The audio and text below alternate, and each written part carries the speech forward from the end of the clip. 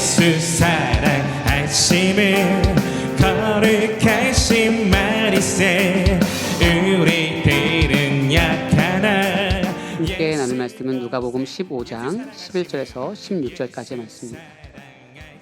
누가복음 15장 11절에서 16절까지입니다. 한 절씩 교독하시고 마지막 줄은 함께 읽겠습니다. 제가 먼저 읽겠습니다. 또 이르시되 어떤 사람에게 두 아들이 있는데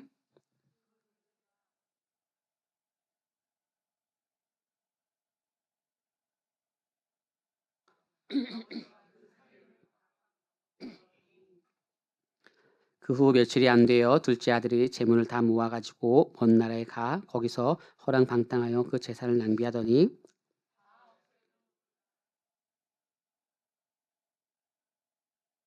가서 그 나라 백성 중 한 사람에게 붙여 사니 그가 그를 들로 보내어 돼지를 치게 하였는데 그 돼지 먹는 쥐염 열매로 배를 채우고자 하되 준 자가 없느니라. 아멘.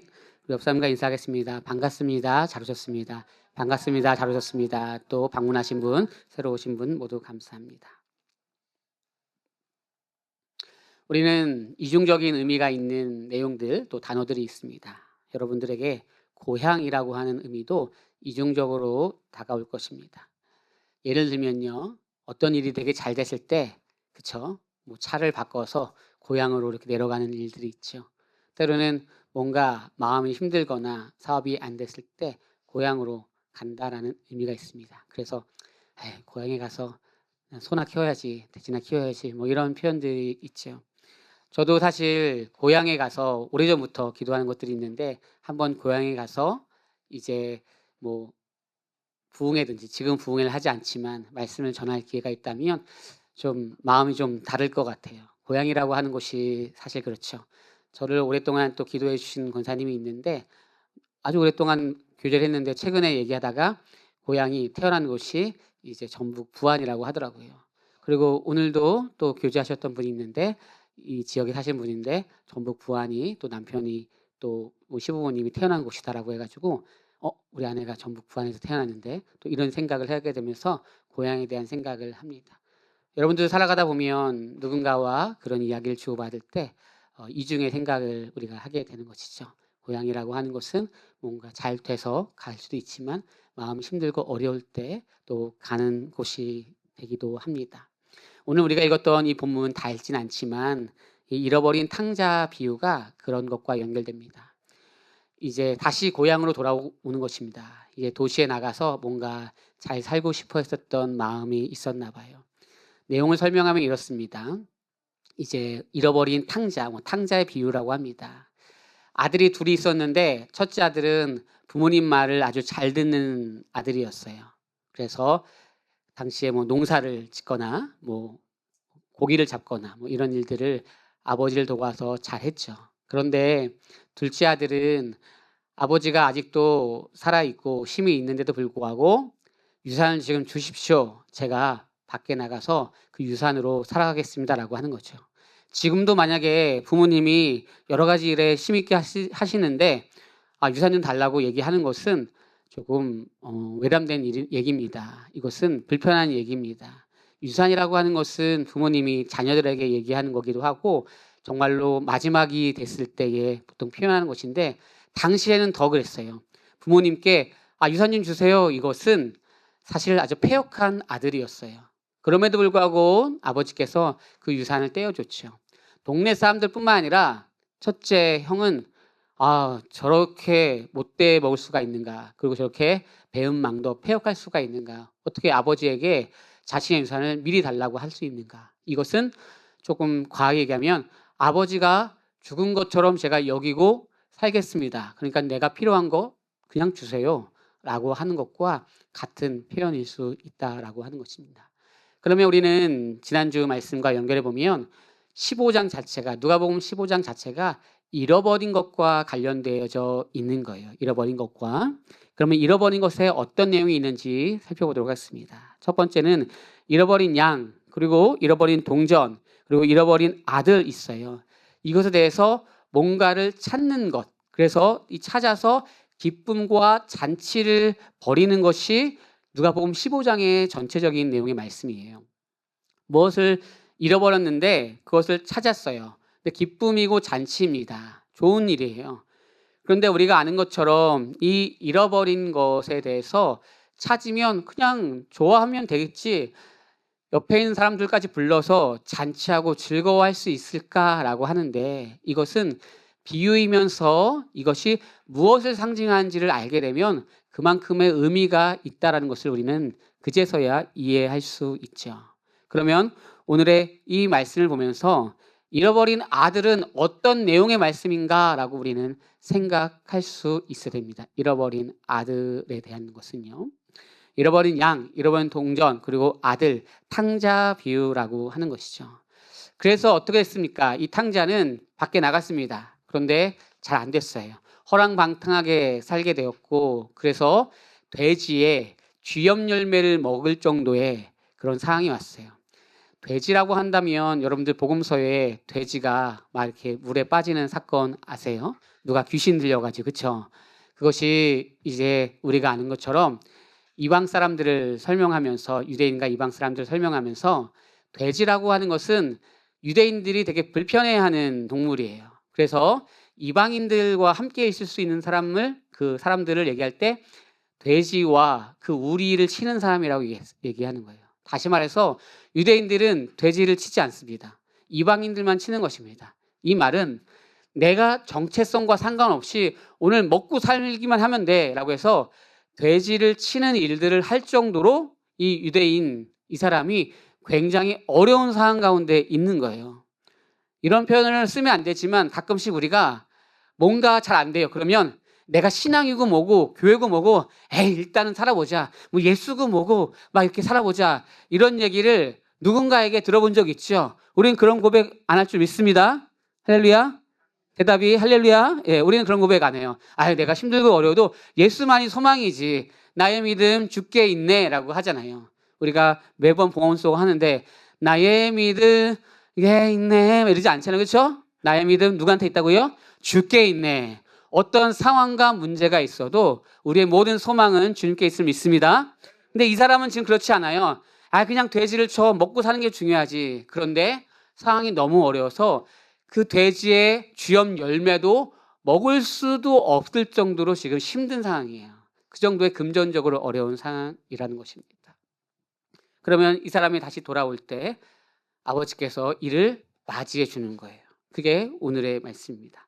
그 오늘의 말씀을 통하여서 세 가지를 볼 텐데, 그 세 가지를 통하여서 하나님의 은혜가 있기를 소망합니다.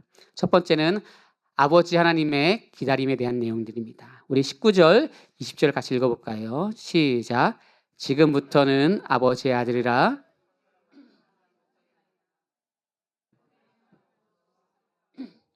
이에 일어나서 아버지께로 돌아가니라.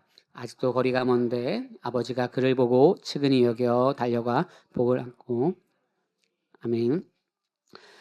아버지의 아들이라 일컬음을 받는 것이 너무나 불편하고, 아닙니다, 제가 품꾼으로도 괜찮습니다라고 하는 그 얘기를 이 둘째 아들이 이제 아버지를 하게 될 때, 아버지가 아직도 거리가 먼데 달려가서 이제 그를 안고 품고 목에 입 맞추는 일이 오늘의 말씀이에요.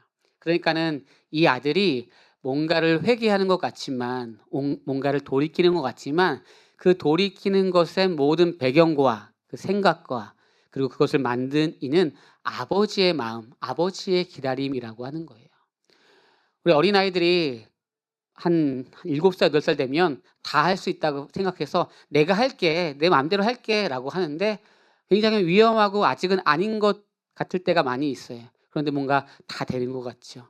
오히려 7, 8살 때 다 할 수 있는 것 같은데 한 17, 18살 되면 이게 그런 게 아니구나 오히려 느낄 때가 있어요. 오히려 20살이 넘어가면서는 아니구나, 결혼을 해서 또 아이를 낳을 때 이거는 또 아니었구나라는 생각을 할 때가 많이 있어요. 그제서야 때로는 주변에 있는 사람들, 어른들, 또 친척들, 또 부모님이 나를 이렇게 품어줬구나라는 것을 알게 되는 거죠. 이것이 바로 하나님 아버지의 기다림이 있다라고 하는 것입니다. 우리가 누가복음 15장이 다 하나로 연결됐다라고 했어요. 이것이 마태복음에는 있을 때 다른 곳에 있기도 하고 또 없기도 하는 본문인데, 그럼 누가복음 15장에 이 세 가지 사건을 연결하면서 무엇을 얘기하려고 할까라고 할 때 첫 번째는 잃어버린 것을 찾는 것에 대한 기쁨과 잔치를 얘기했고, 두 번째는 회개에 대한 내용입니다. 7절도 회개, 그리고 10절도 회개예요. 그리고 21절도 회개인데, 회개란 단어가 없지만 스스로 돌이켜서 아버지께 온다, 이것이 회개예요. 그렇죠? 뉘우친다는 것이 회개입니다.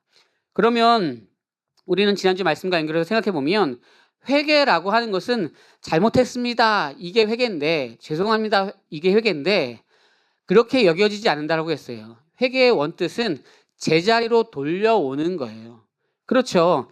아니, 양이 뭘 회개했어요? 가만히 있었잖아요. 그렇죠? 근데 그리고 양이 이제 잃어버렸지만 다시 찾음으로 말미암아 목자와 양이 같이 있는 그 첫 번째로 돌아오게 하는 것이 바로 회개인 거예요.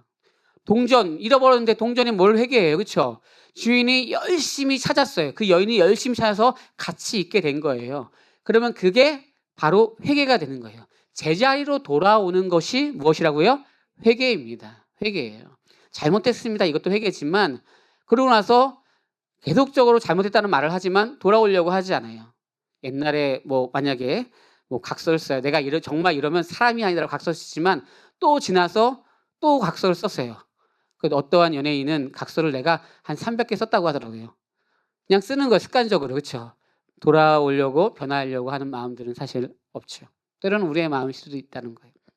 그러면 오늘 탕자 비유에서, 이 잃어버린 아들 비유에서 스스로 돌이켜서 그가 회개해서 뭔가 제자리로 돌려놨다라고 하는 그러한 느낌과 그런 뉘앙스가 있지만, 우리는 잃어버린 양과 이런 동전을 보면서 유추할 수 있는 것은, 이 탕자가 스스로 모든 것을 회복하고 모든 것을 제자리로 돌려보낼 수는 없었을 것이다. 또 그것이 정답은 아니었을 것이라고 우리는 생각할 수 있다는 것이죠. 그러면 이 회개가 오늘 본문에서 어떻게 이어지는지, 두 번째 내용은 바로 하나님 아버지의 회개라는 것입니다. 우리 20절, 21절도 같이 한번 읽어보겠습니다. 시작. 이에 일어나서 아버지께로 돌아가니라. 아직도 거리가 먼데 아버지가 그를 보고 측은히 여겨 달려가 목을 안고 입을 맞추니, 아들이 이르되 아버지, 내가 하늘과 아버지께 죄를 지었사오니.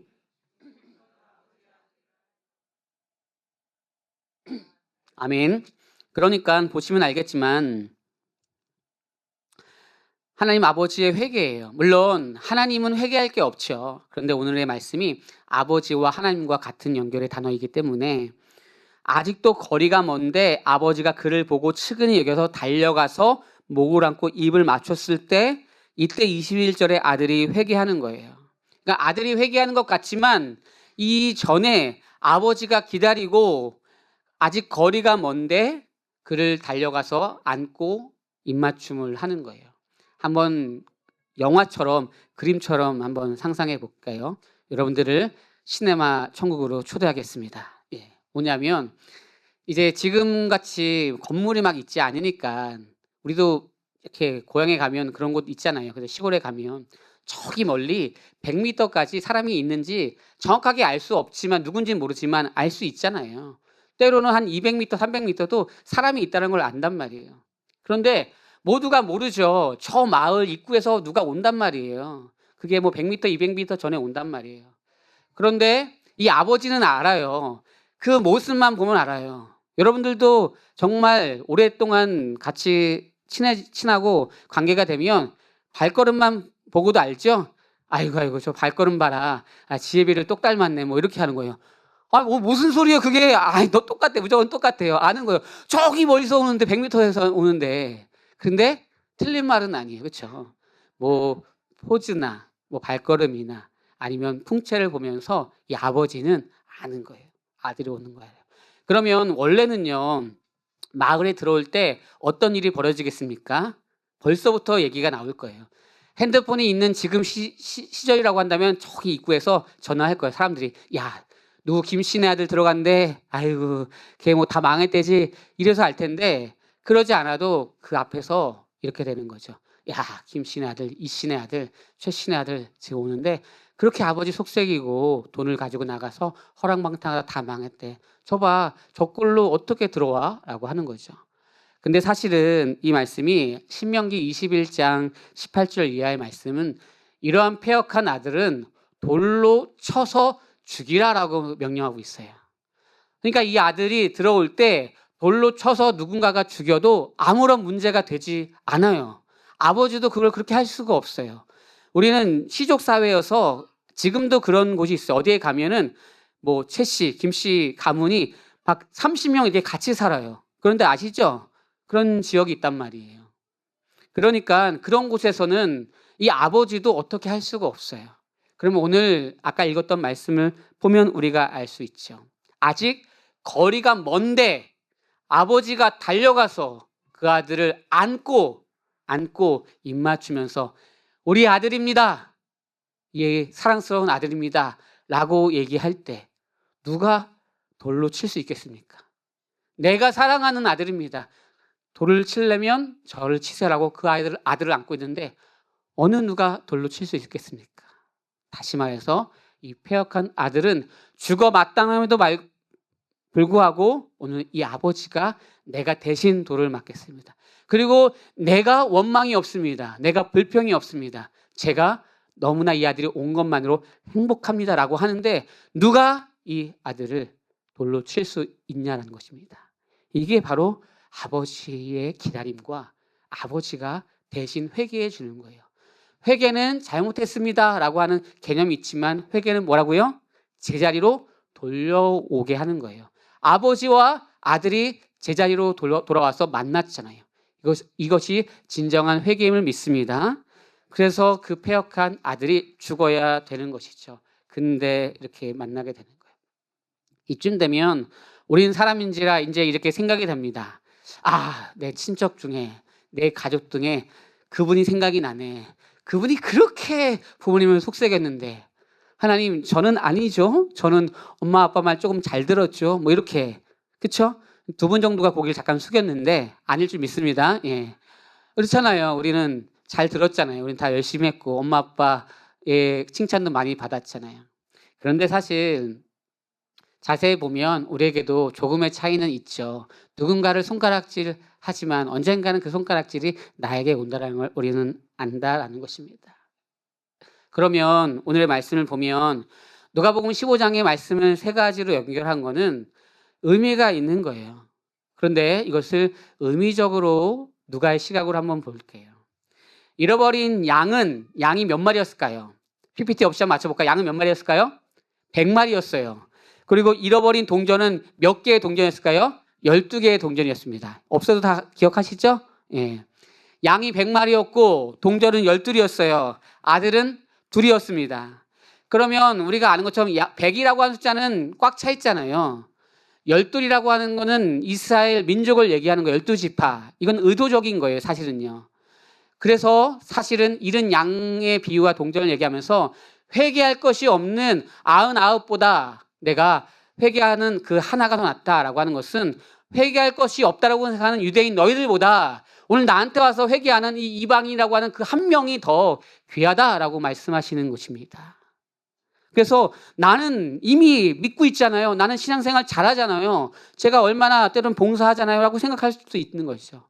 그러면서 잃어버린 아들 둘 가운데 그러면 첫째 아들은 괜찮은 아들이에요. 부모님 말씀 잘 듣고 고기 잡고 농사하고 뭐 도와주고 그랬던 것 같아요.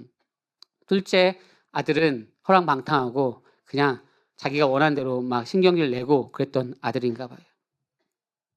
그럼 이쯤 되면 누가 더 어렵습니까? 라고 한다면 저는 개인적으로 제 생각입니다. 아니어도 막 따지지 마세요. 저는 그래도 첫째가 더 어렵다고 생각합니다. 살아가면서. 첫째의 무게가 있어요. 예, 저는 첫째 아닙니다. 예, 첫째의 무게가 있어요.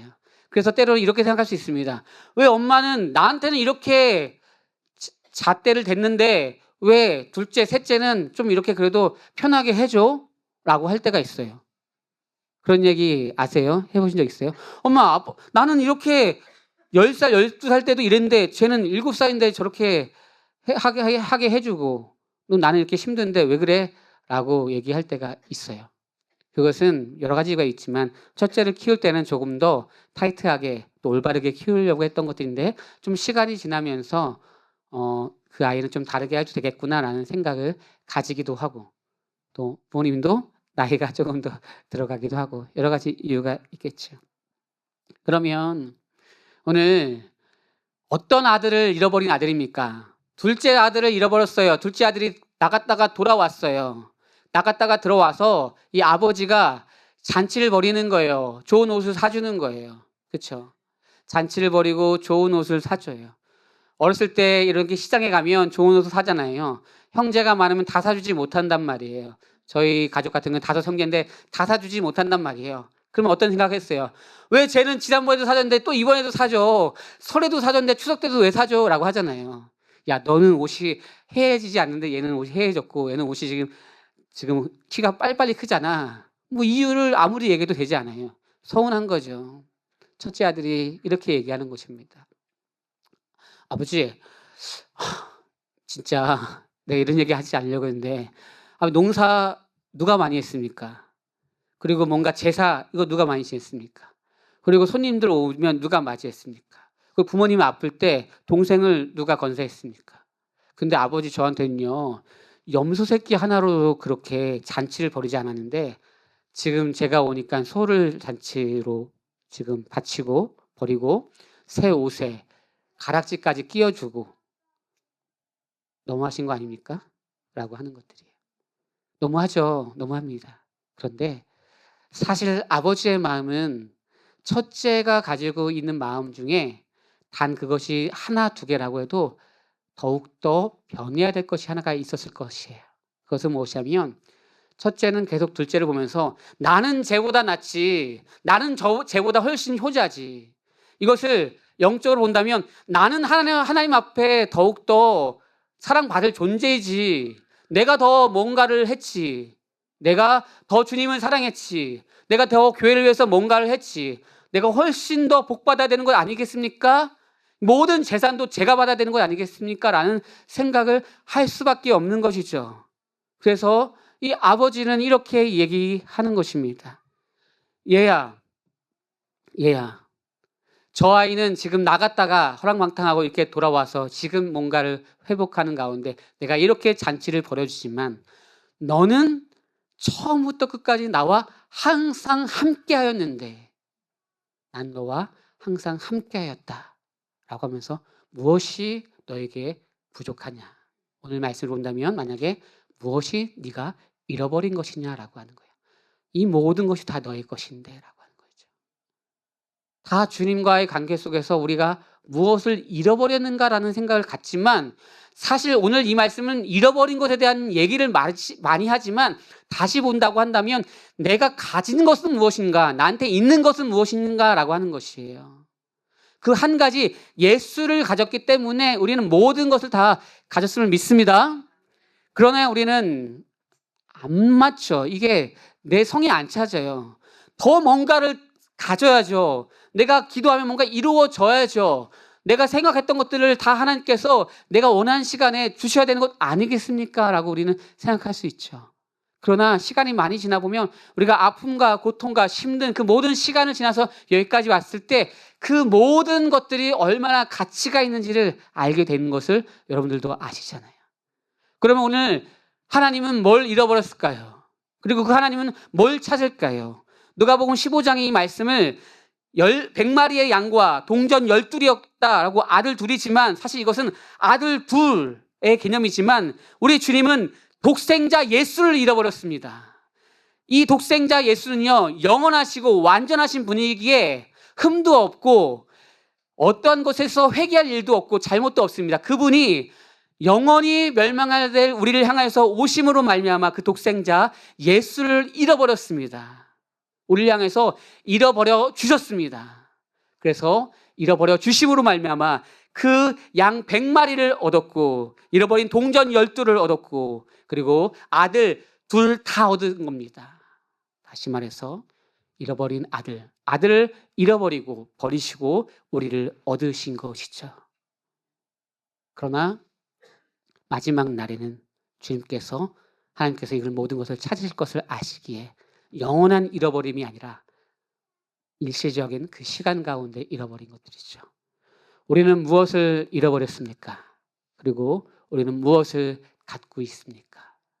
모두가 다 삶의 방식대로 살아갈 것입니다. 그러나 우리의 이야기와 스토리와 그 모든 것들은 우리를 절망 가운데 빠뜨리게 한 하나님의 그런 계획이 아니라 우리를 더욱더 빛나게 하고 더 성장시키게 하고 우리를 더 참된 진리와 복음 앞에 서게 하는 것인데, 우리는 이것이 감사가 되지 않아서 1년 중에 11월 달을 한번 감사로 해 봤으면 좋겠다라고 하는 것이죠.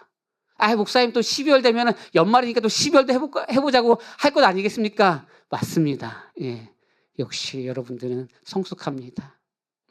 그러나 12월은 12월이고 이 11월에 내가 잃어버린 것들과 함께 내가 가지고 있는 것들을 향해서 감사가 이루어졌으면 좋겠습니다.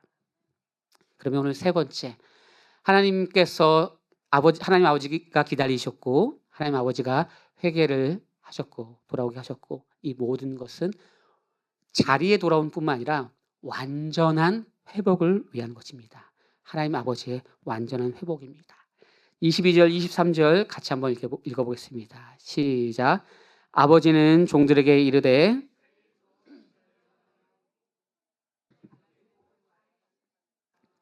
그리고 살찐 송아지를 끌어다가 잡으라. 우리가 먹고 즐기다. 아멘. 이 말 때문에, 이 상황 때문에 첫째 아들이 힘들었던 거예요. 모두가 다 잔치를 하는데 첫째 아들만 잔치를 하지 못합니다. 신앙생활에서 만약에 제가 한두 가지만 꼭 유념해야 된다라고 한다면 많이 있는데 그 중에 하나가 때론 시기하는 거예요. 질투하는 것들입니다. 이것이 질투와 비교가 되는 것이죠. 화가 나는 것이죠. 여기서 옷을 새롭게 입힌다라고 하는 것은 그의 신분을 변화시켜 주는 것입니다. 그리고 가락지를 끼운다라고 하는 것을 도장으로 이렇게 찍어준다라고 하는 것이에요. 원래 종의 아들인 것이죠. 여기서 나오는 이 둘째도 제가 이제 아버지의 아들이 아니라 품꾼으로서 종으로서 살아가겠습니다라고 할 때 그 말을 듣기도 전에 입을 막으시고 잔치를 벌이시고 그리고 옷을 입혀서 새롭게 하셨잖아요. 세례를 받는다라고 할 때 갈라디아서 3장 24절도 내가 예수 그리스도의 옷으로 새롭게 입었다라고 하는 개념을 쓰는 거예요. 그래서 옷을 바꿔 입는다라고 하는 것은 신분의 변화를 얘기하는 거예요.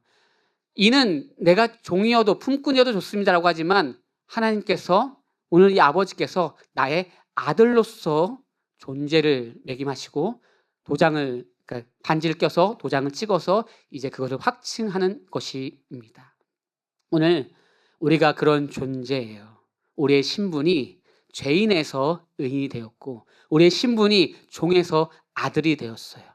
그러기에 우리는 마음껏 하나님 앞에 당당할 수도 있고요. 힘들면 하나님 앞에 마음껏 때로는 토설할 수도 있습니다. 그러나 하나님, 내가 당신과 나의 관계가 뭔가를 주고 안 주고로에 끝난다라고 한다면 그건 영원히 아들의 관계에 대한 것을 이해하지 못하는 거예요. 아버지와 아들의 관계는 그렇지 않습니다. 다 줘도 되고 안 줘도 되고, 그러나 영원히 끊어지지 않는 영원한 존재의 관계, 그것이 원점으로 돌아오게 하는 거예요. 우리는 모르지만 사실은 지금 교회 다니지 않고 있고 예수를 모르는 분들도 다 하나님의 것입니다. 그들도 언젠간 돌아올 하나님의 것입니다. 이것을 향하여서 여러분들이 품고 기도하시는 분들이 있어서 얼마나 감사한지 모르겠어요. 우리가 주일날 있었던 때로는 전도 붕어빵 이런 것을 어제 사실은 하게 되었어요. 또 하시는 분들이 있고 아무 때나 다 괜찮아요. 그래도 그런 마음을 품고 주변인들에게 때로는 홍보도 하면서 또 복음도 전하면서 관계를 맺는 것들, 사실 굉장히 의미 있고 중요하고 이 아버지의 마음을 품는 것들이란 거죠.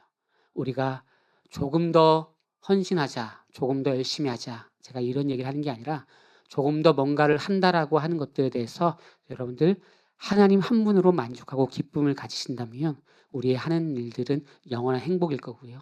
내가 조그만 걸 했지만 그럼에도 불구하고 이것이 주님과의 관계가 되지 않는다면 내가 조금 하고도 나에게 시기와 질투와 불편이 때로는 올 수가 있는 부분들이 있습니다.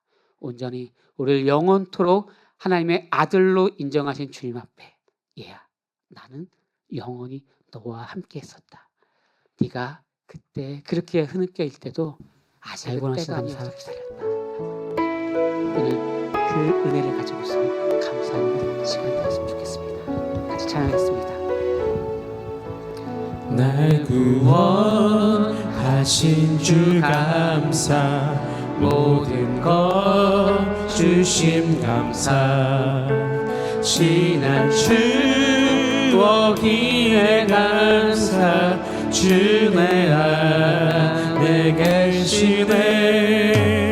향기로운 봄철에 감사, 외로운 가을날 감사, 사라진 눈물도 감사, 나의 영혼 평안을 응답하신 기도 감사, 거절하신 것 감사, 헤쳐나온 불난 감사, 모든 것 채우시네.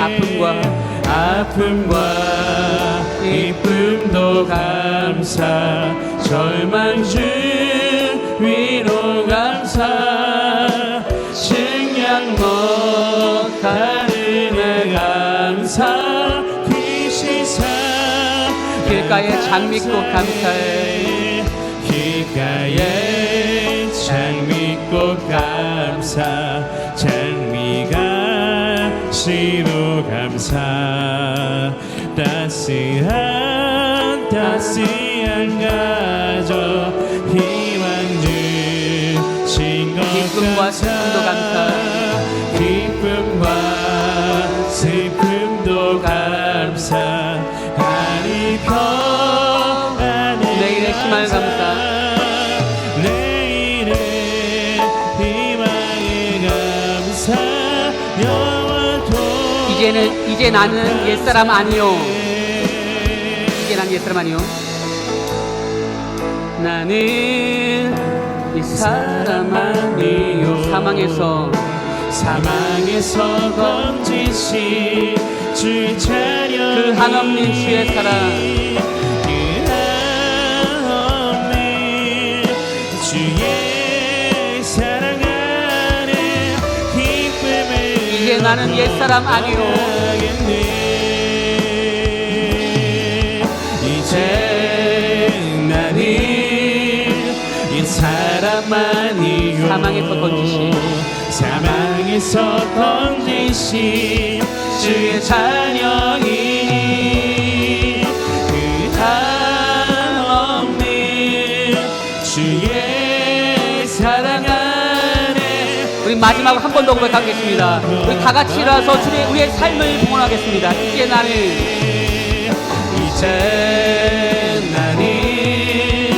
옛사람 아니요. 사망에서 건지신 주의 자녀이니, 그 한없는 주의 사랑 안에 기쁨으로 걸어가겠네. 우리 함께 기도하겠습니다. 우리 주님이 누구를 찾으셔야 될까요? 아마도 첫째 아들은 이렇게 생각할 것입니다. 나는 둘째가 아닌 것에 감사할 것입니다. 그런데 둘째 아들, 그냥 마음대로 살고 있는 둘째 아들도 살려야 되고요. 열심히 생활하지만, 열심히 신앙생활하고 가정생활하고 열심히 하지만 그럼에도 불구하고 내 안에 여러 가지의 복잡한 마음에 있는 그 심령의 마음도 주님께서 찾으셔야죠. 첫째 아들과는 나는 영원히 너와 함께 했었다. 둘째에게는 실수해도 괜찮다. 다시 시작해보자라고 하는 것이죠. 오늘 그러한 역사가 우리의 가정과 공동체와 모든 삶 가운데 있기를 소망하며 우리 주여 한번 하고 간절히 기도하겠습니다. 주여, 하나님, 우리의 삶에 무엇을 찾아야 되고 무엇을 잃었습니까? 무엇에 감사하며 무엇에 주 앞에 고백하며 나갈 수 있습니까? 하나님, 우리의 삶에 다시 한번 주님 앞에 감사로 나가게 하시고 모든 것을 회복하신 그 주님 앞에 원점으로 돌아오게 하여 주옵소서. 내가 때로는 불평이 있습니까? 때로는 시기가 있습니까? 내가 일이 안 됩니까? 내 몸이 아픕니까? 어떠한 사람과의 관계입니까? 이 모든 것을 회복하게 하여 주옵소서.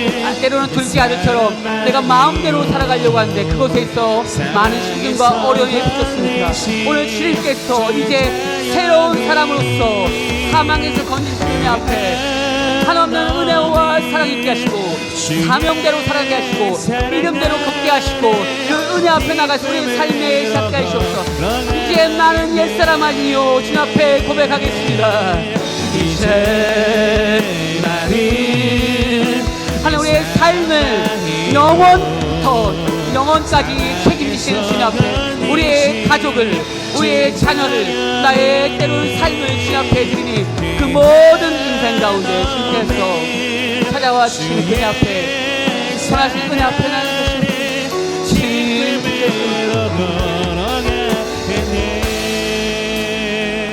사랑해 주님 감사합니다. 수없는 눈물과 아픔, 고민과 그 모든 것들 속에 다시 주의 말씀으로 회복되고 다시 시작할 수 있게 하여 주옵소서. 때로는 내가 원하는 사업이나 건강이나 내 가정에 어려움이 있다면 또 그것도 주님께서 주시는 은혜로 허락하여서 다시 회복되게 하여 주옵소서. 그의 때는 내가 정확하게 알 수 없으나 온전히 주님을 예배하는 것은 멈출 수 없기에 그 예배와 말씀으로 회복하게 하시고, 하나님, 내가 주어지는 모든 것들 가운데 그 하나하나의 사건들은 단순한 우연이 아니라 하나님께서 맞춰주는 맞춤형 퍼즐인 것을 알고 신뢰하는 삶을 살 수 있게 하시옵소서. 언젠간 누군가에게 우리의 삶을 고백할 때 이 터널을 지나서 주셨던 그 은혜가 너무나 값지기에 우리는 잊을 수 없습니다라는 고백을 진정을 할 수 있게 하여 주옵소서. 예수 그리스도 이름으로 기도드립니다. 이제는 예수 그리스도 은혜와 하나님 아버지 극진하신 사랑하심과 성령님의 감화 감동하심과 새롭게 하심이 감사로 물들게 하는 세상 앞에 선 우리의 모든 인생 가운데, 때로는 우리의 삶의 힘듦과 어려움 속에서 고난 가운데 있는 그 모든 인생 가운데 찾아오신 주님을 고백하며, 그리고 나아갈 우리의 삶의 터전과 공동체와 가정과 교회와 직장 위에 이제부터 영원까지 함께 있을지어다.